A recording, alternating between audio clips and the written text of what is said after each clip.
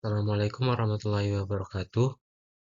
Baik, yang terhormat kepada dosen pembimbing utama saya, Pak M. Yusuf STMT IPM, pada dosen pembimbing kedua saya yaitu Pak Asep Supriyadi STMT, pada dosen penguji utama Pak Insinyur Elvira MT PhD PM, dan dosen penguji kedua Pak Arianto STMT. Pada kali ini saya akan mempresentasikan tentang proposal tugas akhir saya yang berjudul Perancangan Struktur Beton Bertulang Gedung Hotel 7 Lantai dengan SRPM di Kota Pontianak.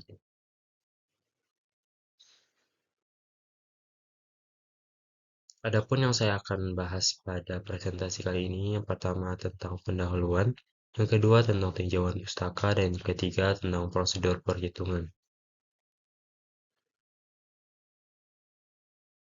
Yang pertama yaitu pendahuluan, di mana berisi tentang latar belakang, rumusan masalah, tujuan perancangan, pembatasan masalah, serta sistematika penulisan.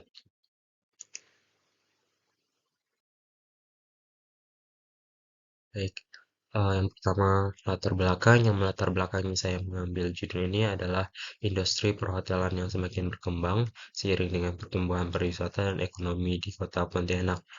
Kita ketahui bahwa juga nantinya akan ada IKN yang dimana akan berimbas kepada Kota Pontianak.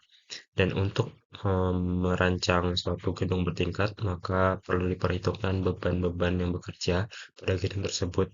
Salah satunya yaitu beban gempa.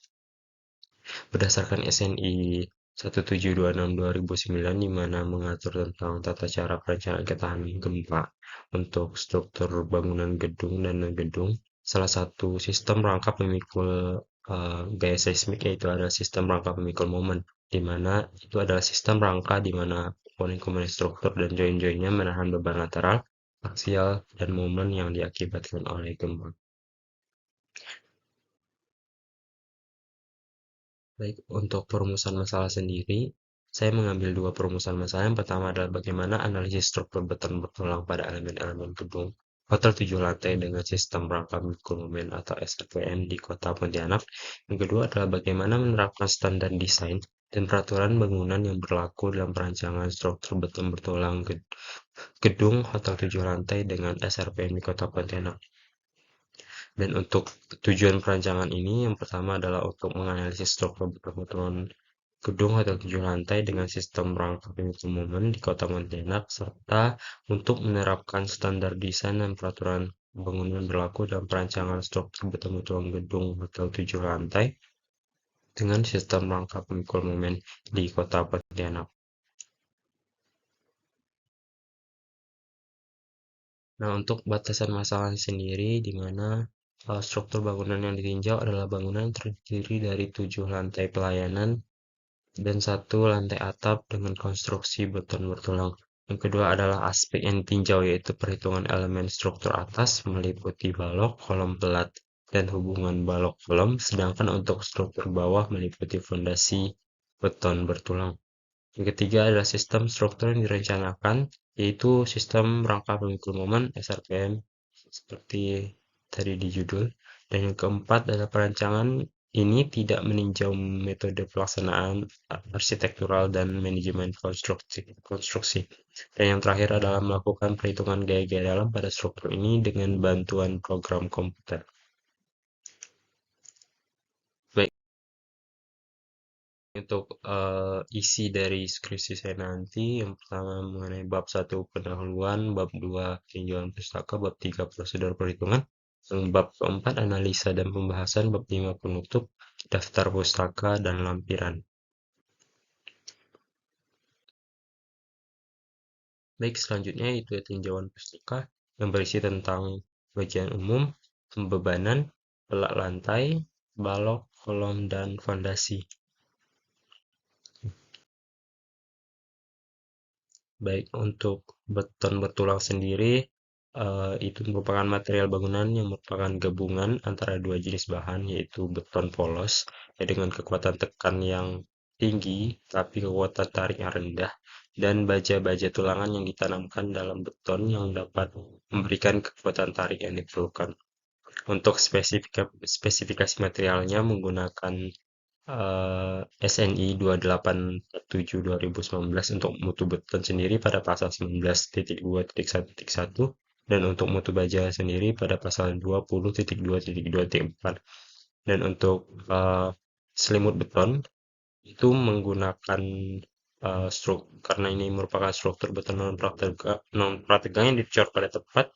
Jadi untuk selimut beton menggunakan tabel 20.6.1.3.1 pada SNI 2847 2019.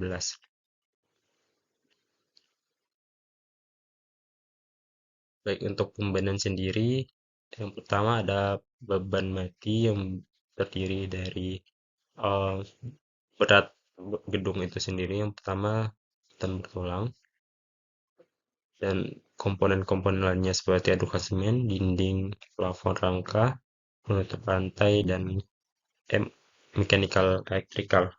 Itu terdapat pada tabel C3.1 1 SNI 1727 2020. Dan untuk beban hidupnya sendiri, di sini sudah saya rangkum beban yang bekerja pada gedung nanti, gedung hotel yang saya rencanakan, mulai dari atap dan ruang lainnya.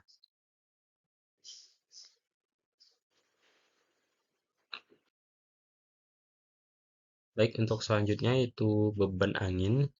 Itu terdapat pada pasal 27 SNI 1727 2020, di mana beban angin digunakan dalam desain SPGAU untuk bangunan gedung tertutup atau tertutup sebagian tidak boleh kecil dari 16 lb per feet square atau 0,77 kN per meter kuadrat dikalikan dengan luas dinding bangunan gedung dan 0,38 kN per meter kuadrat dikalikan dengan luas atap bangunan gedung yang terproyeksi pada bidang vertikal tegak lurus terhadap arah angin yang diasumsikan.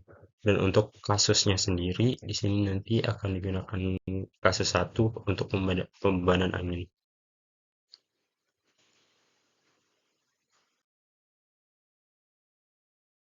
Selanjutnya adalah beban gempa. Untuk perencanaan beban gempa sendiri akan digunakan SNI 1726 2019 yang dimana pada pasal 4.1.1 dijelaskan bahwa gempa rencana ditentukan sebagai gempa dengan kemungkinan terlampaui besarnya selama umur struktur bangunan 50 tahun adalah sebesar 2%. Untuk nantinya, untuk perhitungan beban gempa akan digunakan analisis spektrum response ragam untuk analisis dinamiknya. Untuk parameter-parameternya, seperti yang tertulis bahwa pertama faktor keutamaan gempa dan kategori risiko struktur bangunan, klasifikasi situs, parameter percepatan gempa, koefisien situs dan parameter respons spektral percepatan gempa maksimum, parameter kecepatan central design, spektrum respon design, kategori desain seismik, sistem struktur pemikul gaya seismik, klasifikasi struktur beraturan tidak beraturan, redundansi, kriteria pemodelan, gaya dasar seismik, serta yang terakhir adalah analisis spektrum respon ragam.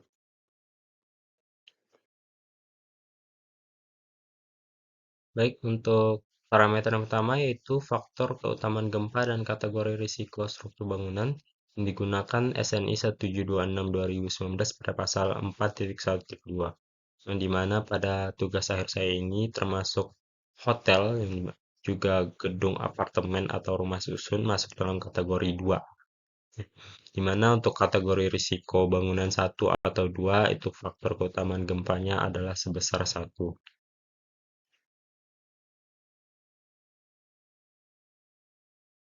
Berikutnya, untuk klasifikasi situs menggunakan tabel 5 pasal 5.4 pada SNI 176 2019 ada 6 kelas situs mulai dari batuan keras, batuan, tanah keras, tanah sedang lunak, dan tanah khusus. Nantinya akan diperhitungkan berdasarkan dengan data tanah yang kita dapatkan.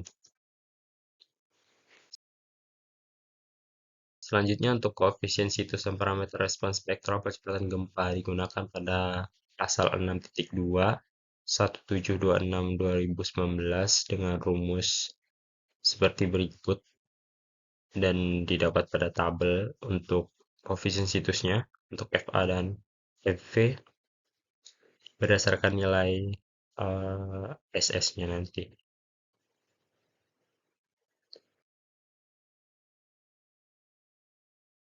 Berikut yaitu parameter percepatan spectral design, di mana diatur pada pasal 6.3 SNI 176/2019 dengan rumus seperti berikut. Setelah itu, setelah dapat nilai SDS dan SD1 untuk eh, parameternya, dicari spektrum response design pada pasal 6.4 SNI 176/2019. Dengan menggunakan rumus-rumus ini, maka nanti akan mendapatkan hasil grafik seperti gambar berikut.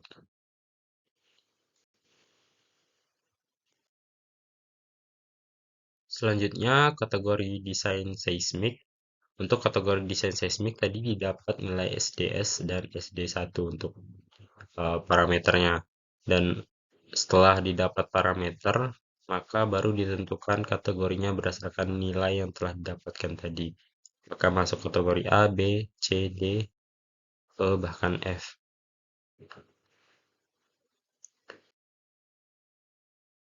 Selanjutnya, untuk sistem struktur pemikul gaya seismik diatur pada pasal 7.2 SNI 176/2019, di mana nanti pada tugas akhir ini digunakan sistem rangka pemikul momen.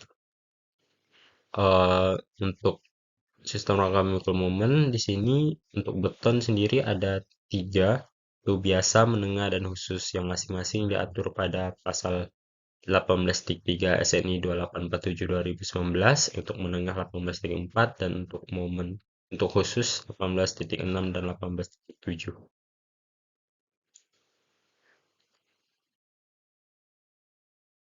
Nah, untuk klasifikasi struktur beraturan dan tidak beraturan itu pada SNI 1726/2019 pasal 7.3.2, di mana untuk ketidakberaturan horizontal terdapat pada tabel 13, dan untuk ketidakberaturan vertikal pada tabel 14 SNI, dan masing-masing ada 5 ketidakberaturan yang nanti akan diklasifikasikan apakah bangunan gedung ini beraturan atau tidak beraturan.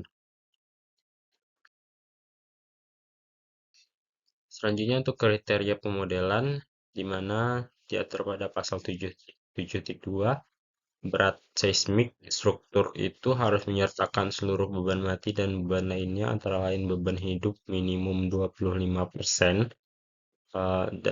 Yang kedua, berat operasional total peralatan yang permanen. Ketiga, berat lansekap dan beban lainnya pada taman dan sejenisnya. Dan berikut adalah uh, parameter prosedur yang diizinkan untuk gedung, di mana untuk untuk kategori desain sistem BC untuk semua struktur ada analisis gaya lateral ekuivalen, analisis spektrum respons seragam, serta prosedur respon riwayat waktu seismik, di mana ini adalah diizinkan dan TI itu tidak diizinkan.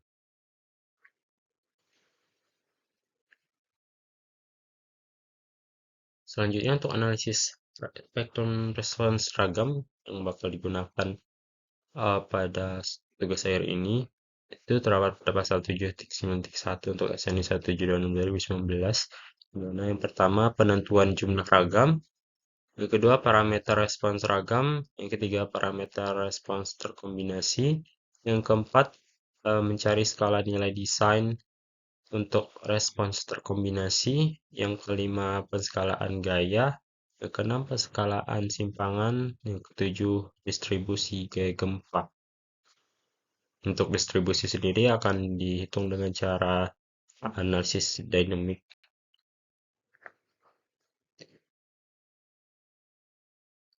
Nah, setelah tadi pembebanan, maka sekarang adalah kombinasi pembebanan itu sendiri, diatur pada SNI 177/2019 pasal 2.3.1, di mana nanti ada 9 kombinasi, 5 kombinasi yang umum. Terus apabila ada efek seismik ditetapkan untuk 6 dan 7, bila efek beban seismik dengan kekuatan lebih untuk persamaan 8 dan 9.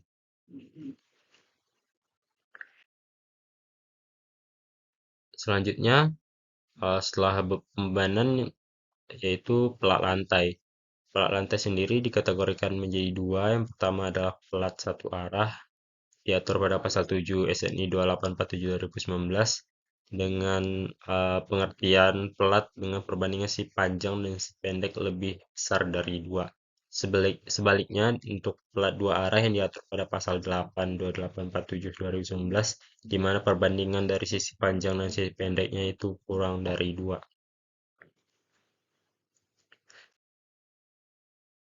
Nah, untuk penolongan pelat lantai sendiri itu struktur pelat lantai akan dimodelkan sebagai slab dengan tipe sheltin atau tipis yang berarti pelat lantai diasumsikan menerima beban vertikal dan beban horizontal. Berikut ilustrasinya di mana beban positif itu sendiri nanti ini analisanya melalui program etaps di mana hasilnya bakal dapat M11, M12, dan M22 rumus untuk mendapatkan momen positif dan momen negatifnya, dan ini merupakan uh, ilustrasinya.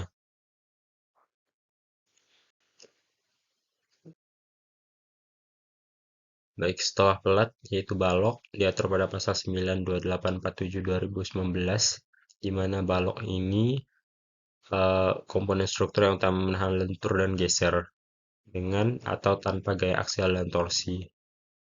Untuk balok ini eh, ketebalannya ketebalannya menggunakan rumus pada pasal 9 tersebut di mana ada letak sederhana menurut satu sisi, menurut dua sisi, dan cantilever untuk menentukan H minimum dari balok tersebut.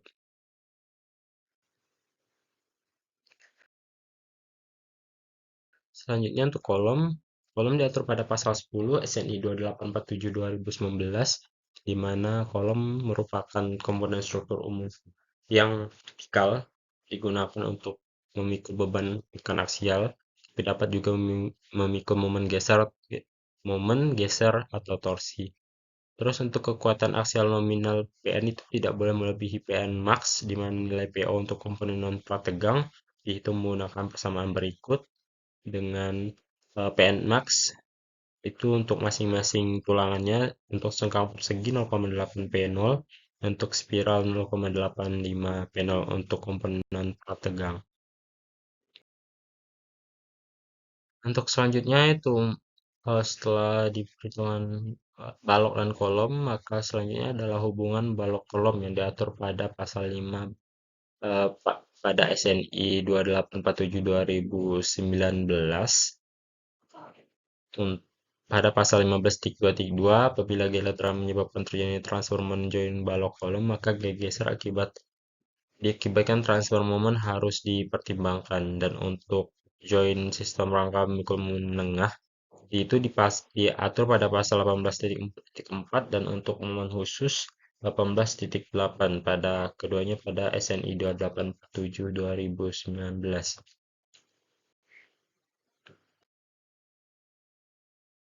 Baik, selanjutnya itu fondasi.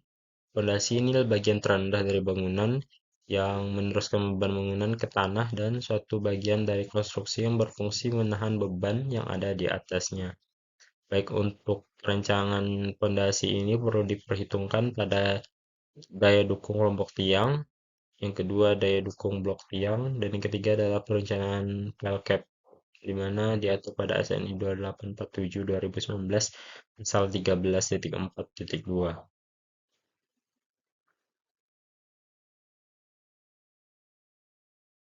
Baik, selanjutnya prosedur perhitungan yang akan dilakukan pada tugas akhir ini yang berisi tentang peraturan yang digunakan, beban yang bekerja, data geometri dan spesifikasi gedung, perencanaan awal gedung, serta studi kasus.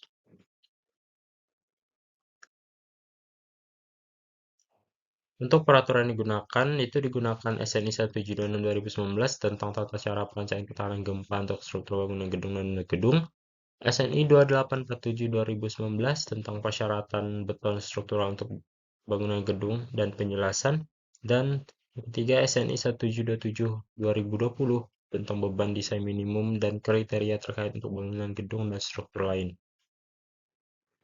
Untuk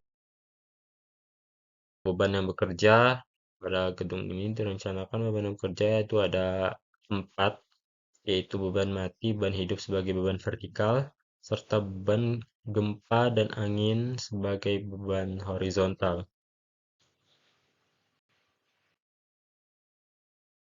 Berikut adalah data umum gedung, di mana ada data geometri dan data spesifikasi.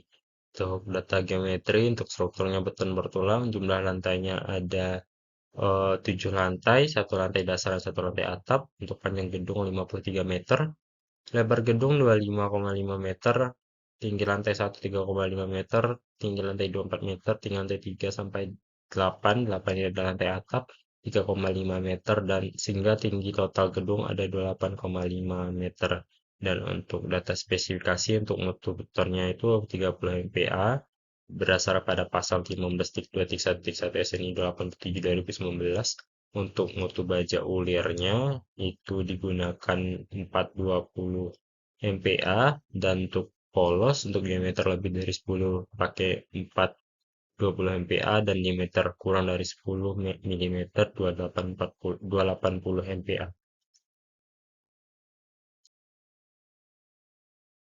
Berikut adalah eh, gambar arsitektural gedungnya untuk tampak depan dan tampak belakang.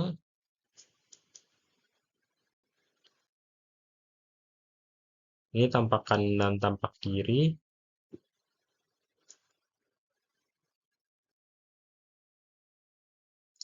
Lantai dasar dan lantai 1.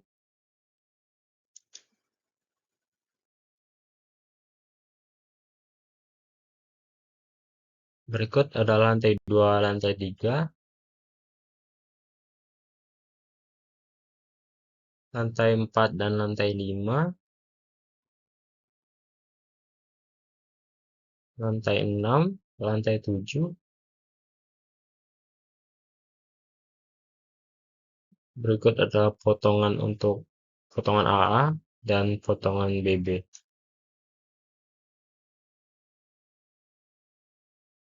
Baik, selanjutnya adalah perancangan awal yaitu atau preliminary design. Yang pertama, untuk perancangan awal balok digunakan SNI 2847-2019 tabel 9.3.1 untuk menentukan H minimum, di mana untuk balok induk sendiri untuk bentangnya mulai dari 5.500 mm hingga 9.500 mm itu digunakan dimensi balok 300-600 dan dinamakan B1. Untuk balok induk semua sama. Untuk balok anak ada tiga jenis. B2 itu ada 100, digunakan 100-200, dimensi 100-200. B3 dimensi 150-300, dan untuk B4 itu 250-500.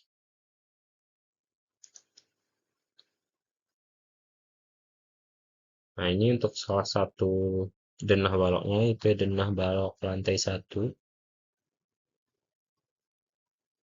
Denah baloknya mengikuti pada eh, ruang-ruangan yang ada pada lantai tersebut.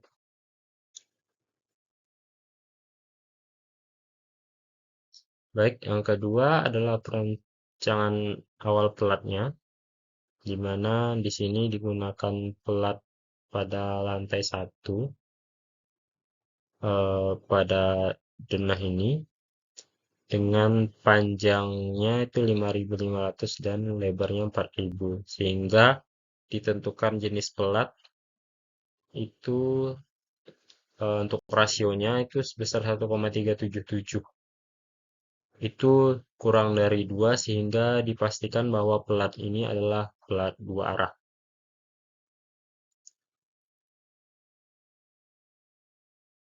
Setelah menentukan jenis pelat lantai, sekarang menghitung alfa F, yaitu adalah rasio kekuatan lentur dari balok dan kekuatan lentur dari pelat itu sendiri. Yang pertama untuk balok LB1 Yang pertama, ditentukan dimensi terlebih dahulu dengan H600 B1 tadi, lebarnya 300 mm, dan tebal pelak lantai diasumsikan awal 120 mm. Dan untuk lebar efektif, bisa dilihat ditentukan berdasarkan BE1 dan BE2, terus diambil yang terkecil, yaitu sebesar 780 mm. Kedua, yaitu menentukan inersia balok. Eh, untuk menentukan inersia balok, dicari nilai K dulu. Nilai K ini dapat dari buku Cukiawang. Pada bukunya didapat 1,478 sehingga didapat inersia baloknya sebesar 7,983 kali 10 pangkat 9 mm pangkat 4. Selanjutnya menentukan momen inersia pelat, di mana untuk menentukan momen inersia pelat ini menggunakan rumus per 12, lebar pelat itu dikali dengan tebal pelat pangkat 3. Mana untuk lebar pelat ini adalah setengah dari bentang balok ditambah dengan setengah dari lebar balok itu dikali tebalnya pangkat 3, 120 pangkat 3 per 12, sehingga didapat 4,176 kali 10 pangkat 8 mm pangkat 4. Selanjutnya itu menentukan rasio kekuatan lenturnya alfa F1 dengan rumus berikut. ECB dan ECS ini adalah modulus elastisitas untuk untuk beton, di mana untuk balok dan pelat, di mana keduanya adalah beton, sehingga nilai ECB sama dengan ECS, sehingga didapat nilai alfa F1 itu adalah 19,115. Berikut menentukan alfa F2 untuk balok T B1. Sama seperti yang tadi, menentukan lebar efektif itu dicari nilai terkecil 1260. Berikut momen inersia baloknya juga dengan cara yang sama, dapat 9,584 kali 10 pangkat 9 mm pangkat 4.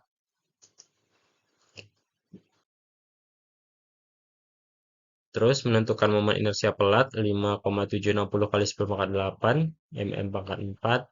Dan menentukan rasio kekuatan lenturnya, yaitu sebesar 16,639. Dengan cara yang sama juga untuk mencari balok TB1 dan balok TB3 untuk alfa F3 dan alfa F4 berikut, sehingga didapatkan alfa F3 sebesar 14,012 dan untuk alfa F4 didapat 0,986.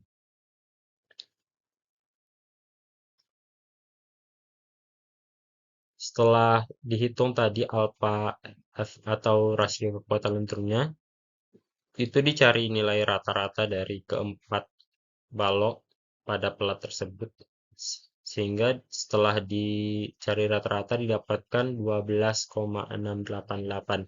Itu lebih besar daripada 2, sehingga untuk rumus H- dari pelat itu adalah Ln itu bentang bersih dikali 0,8 tambah FYD per 140 dibagi 36 tambah 9 beta, sehingga didapat nilai untuk H-nya itu sebesar 118,188 mm.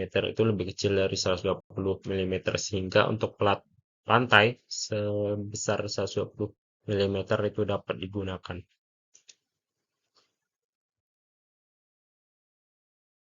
Berikutnya untuk perancangan kolom. Untuk perancangan kolom kita mengambil eh, kolom yang di sini.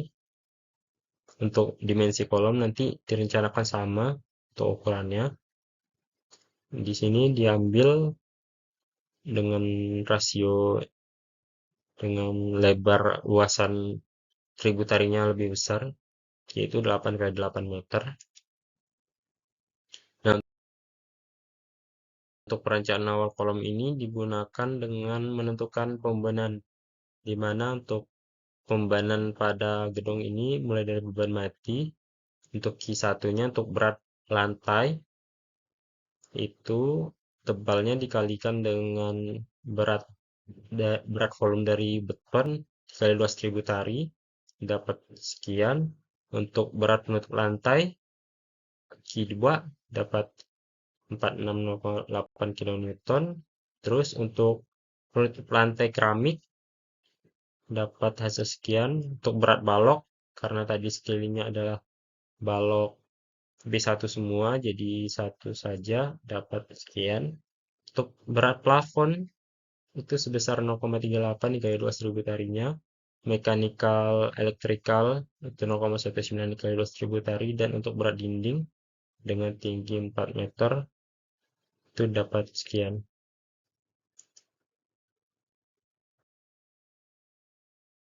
Berikutnya setelah didapat komponen dari masing-masing berat gedung, terus kita menentukan beban mati dari setiap lantai. Untuk lantai 1 dan 2 itu sama, itu sebesar 416,422 kN. Untuk lantai 3 sampai 7 itu sama juga sebesar 367,462 kN. Dan untuk lantai atas sebesar 318,182 kN.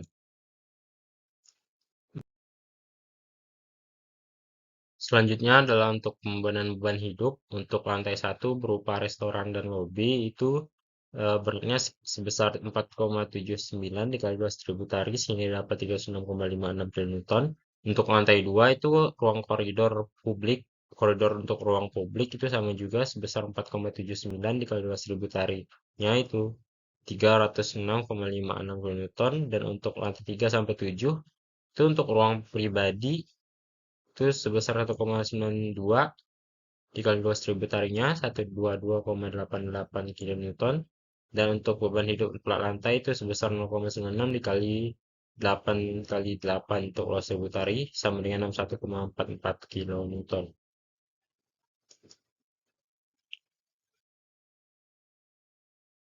Setelah dapat beban mati dan beban hidup tadi, maka diperhitungkan pembebanan untuk mencari beban ultimate-nya, yaitu dengan kombinasi 1,2D ditambah 1,6L, sehingga dapat totalnya itu sebesar 5.391,770 kN.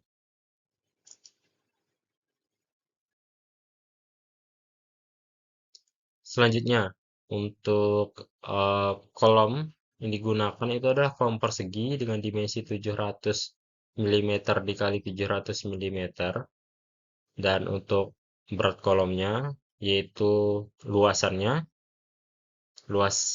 dimensi dari kolom dikali tinggi total bangunan dikali dengan berat volume dari beton sehingga dapat 329,576 kN. Sehingga untuk total beban ultimate yang bekerja pada kolom lantai 1 itu sebesar 5 ditambahkan tadi PU total sebelumnya ditambah 1,2 dari berat kolomnya itu sebesar 5787,258 kN.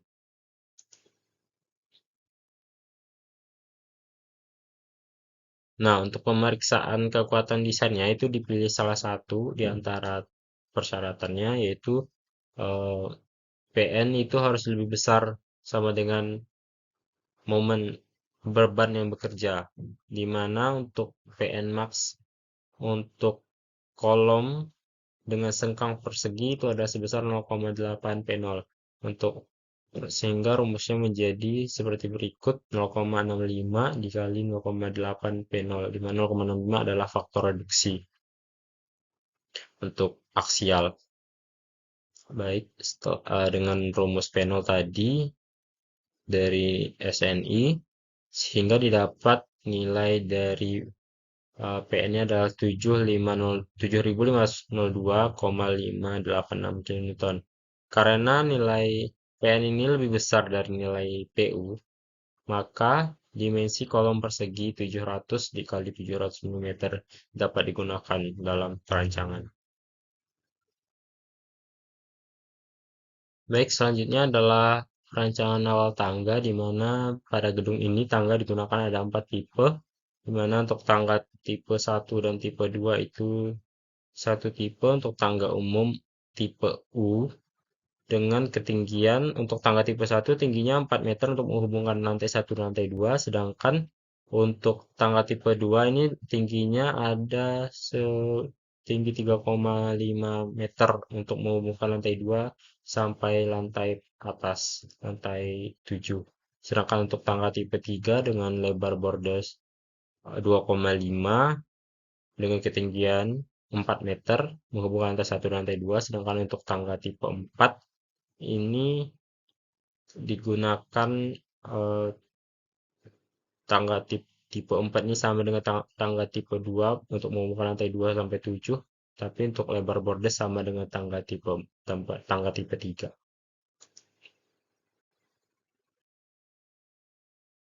Nah, untuk perancangan tangga ini digunakan untuk data-datanya untuk beda elevasinya 4 meter, panjang bordesnya 4 meter juga, lebar bordes 1,9 meter, lebar lebar anak tangga diambil sebesar 250 mm dan tingginya diambil 185 mm. Sehingga untuk jumlah anak tangga yang digunakan itu sebanyak 22 buah. Dan untuk panjang tangga rencana itu dengan rumus 0,5 A untuk lebar anak tangga dikali jumlah dikurang 2 sehingga didapat 250 mm. Dan untuk lebar tangga rencana itu sebesar 1750 mm. Untuk syarat sudut tangga sendiri dengan rumus tan aktan 0,5 H per PT sehingga dapat 38,66 derajat, di mana itu lebih dari 25 derajat dan kurang dari 42 derajat sehingga syarat sudut tangga tercukupi. Dan untuk syarat dimensi tangga itu 2O, 2 dikali tinggi dari anak tangga ditambah lebar anak tangga, di mana didapat 620 mm dan itu terletak di antara 600 mm dan 650 mm sehingga masuk kepada syarat dimensi tangga. Nah, untuk tangga tipe berikutnya 2, 3, dan 4 ditabelkan pada berikut, di mana untuk syarat-syaratnya, syarat sudut tangga, syarat ukuran langkah tadi itu memenuhi semua.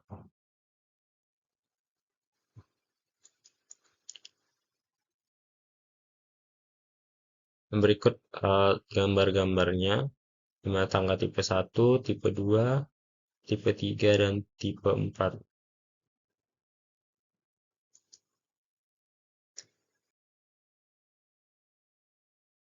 Berikutnya adalah perancangan awal untuk lift. Untuk lift sendiri, data-data yang digunakan, jarak antar lantai itu rata-rata diambil 3,5. Untuk kecepatan rata-rata lift diambil 1,75 meter per detik. Untuk jumlah lantai ada 8 yang difasilitasi untuk lift. Dengan kapasitas liftnya itu ada 18 orang atau sebesar 1.350 kg. Dan untuk luas total bangunan ada 9.600,2 meter persegi. Nah, selanjutnya dihitung waktu bolak-balik lift atau round trip time itu dengan rumus berikut didapat hasil 114 detik. Dan untuk beban puncak liftnya, ini untuk beban hotel sendiri itu adalah 5% dari jumlah penghuni gedung. Itu adalah sebesar 3 meter persegi untuk per orang. Sehingga untuk rumusnya 5% dikali luas bangunan per 3 sehingga dapat 161 orang. Sehingga untuk menentukan jumlah liftnya ini adalah nilai daya angkut itu 50 kali 6 dikali M per WT, dengan WT adalah RTT per N, sehingga dengan HC ini sama dengan beban puncak lift atau L. Sehingga untuk menentukan jumlah lift itu dengan rumus L dikali RTT per 300 per M, sehingga dapat 4 buah lift untuk memfasilitasi gedung ini. Ini untuk spesifikasi liftnya sendiri, itu diambil dari Mitsubishi Electric Group dengan tipe lift passenger elevator, kecepatannya 1,75 meter per detik, kapasitas liftnya 18 orang. Untuk openingnya ini adalah JJ di itu sebesar 1 meter.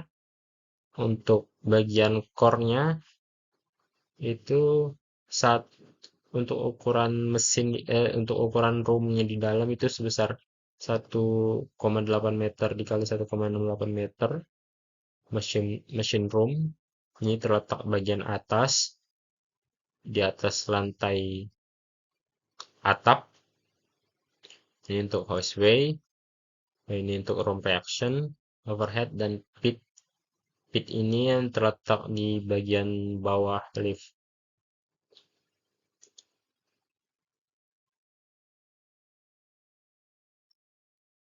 Nah, selanjutnya setelah merencanakan eh, komponen pada gedung, sekarang di perancangan awal sistem struktur pemikul gaya seismik.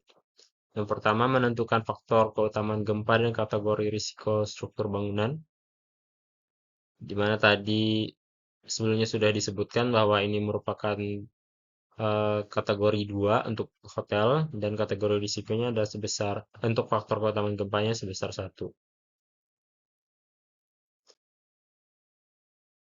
Berikutnya, menentukan klasifikasi situs. Data ini dapat dari data tanah, sehingga didapat hasil berdasarkan pasal 5.4, itu didapat nilainya sebesar 3,236, itu lebih kecil dari 15. Sehingga pada tabel 5 SNI 1726/2019 ini dikategorikan pada tanah SE atau tanah lunak.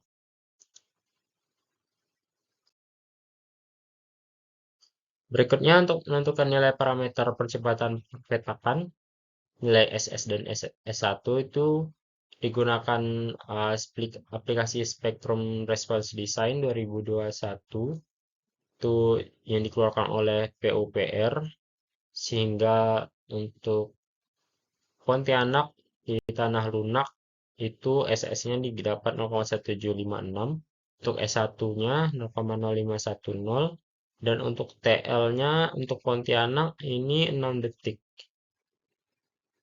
yang berwarna merah.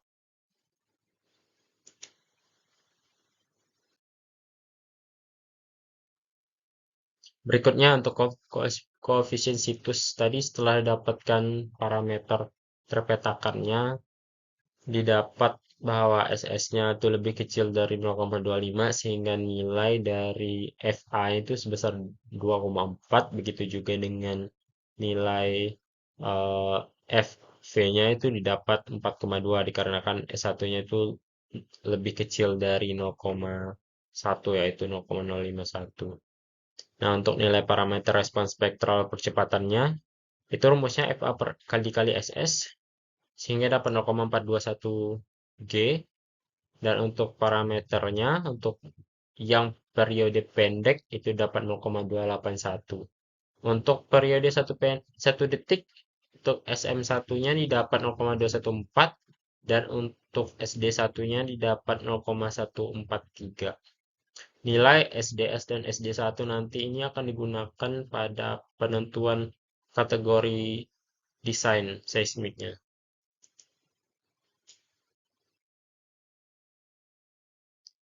Berikutnya adalah untuk menentukan spektrum respon desainnya dengan rumus berikut. Untuk T lebih kecil dari T0, maka SA sama dengan rumus berikut. Untuk T di antara T0 dan TS, maka SA sama dengan SDS. Untuk T di antara TS dan TL, maka rumusnya seperti berikut. Dan untuk T lebih besar dari TL, maka rumusnya sebagai berikut. Dengan nilai T0, TS, TL didapat dari rumus berikut. Dan TL dapat dari peta tadi. Sehingga jika ditabelkan, didapat nilai SA seperti berikut.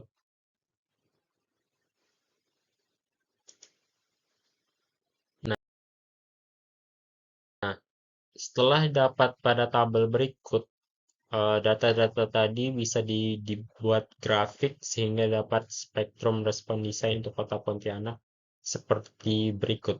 Ini sebelah kiri untuk perhitungan manual tadi dari tabel, dan untuk sebelah kanan ini dari eh, desain spektra Indonesia yang dikeluarkan oleh Kementerian PUPR.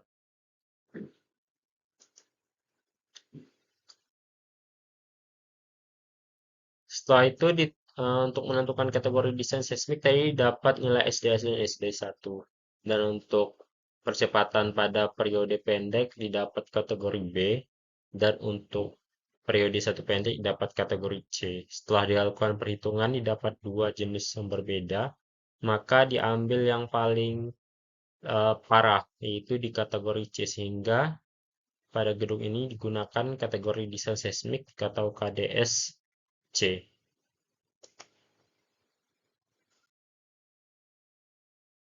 Nah, untuk C sendiri itu tidak dibatasi untuk dilakukan perancangan dengan rangka pemikul momen menengah dan sistem rangka pemikul khusus. Sehingga pada tugas akhir ini diambil sistem rangka pemikul momen yang menengah dengan koefisien R-nya 5, faktor kuat lebih sistemnya 3, dan faktor pembesaran defleksinya 4,5 pada tabel ini.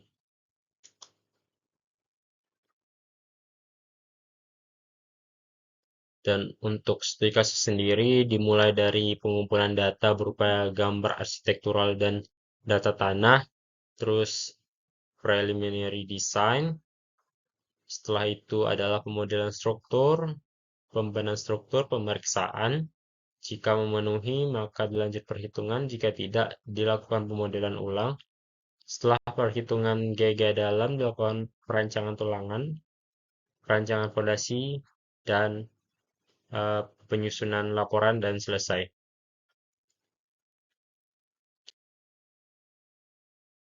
Baik, sekian presentasi dari proposal tugas akhir yang dapat saya bawakan. Terima kasih. Saya mohon maaf jika ada kesalahan kata. Saya akhiri, wabillahi taufiq wal hidayah. Wassalamualaikum warahmatullahi wabarakatuh.